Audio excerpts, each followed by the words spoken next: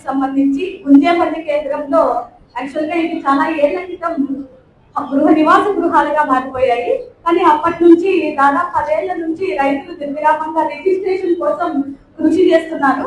అయినప్పటికీ కూడా ఈ సెక్షన్ 22A నిషేధిత ప్రభుత్వ భూముల జాబితాలో ఉండడం వల్ల రిజిస్ట్రేషన్లు కాగా అత్యవసర సమయాల్లో భూములు అమ్ముకోవడానికి కూడా వీలు లేకపోవడం వల్ల ఈ ప్రజలంతా చాలా బాధపడ్డారు. గుంజేపల్లికి సంబంధించిన వాళ్ళంతా అటువంటి సమస్యలు, దీర్ఘకాలిక సమస్యలు మన గౌరవ జిల్లా కలెక్టర్ గారు, జాయింట్ కలెక్టర్ గారు, ఆర్డీఓ మేడం అందరూ కూడా ప్రత్యేక చొరవ చూపించి, తహసీల్దార్ గారు కూడా ప్రత్యేక చొరవ చూపించి ఈ సమస్యకు పరిష్కారం చూపినందుకు వీరందరూ కూడా చాలా ధన్యవాదాలు వ్యక్తం చేయడం జరిగింది. గౌరవ ఆర్డీఓ అధికారి గారి దగ్గర ఇది ముదుగుప గ్రామం 905A సర్వే నెంబర్ లో దగ్గర 300 నివాస గృహాలు ఉన్నాయి. ఇప్పటికి 10 సంవత్సరాల నుంచి ఎటువంటి రిజిస్ట్రేషన్లు కానీ బ్యాంక్ లోన్లు తీసుకోవడానికి కానీ ఉపయోగం లేకుండా ఉంది. రెవెన్యూ యంత్రాంగం దాన్ని తొలగించి లోన్లు చేసుకోవడానికి, అమ్ముకోవడానికి ఉపయోగపడేలాగా చేస్తున్నారు.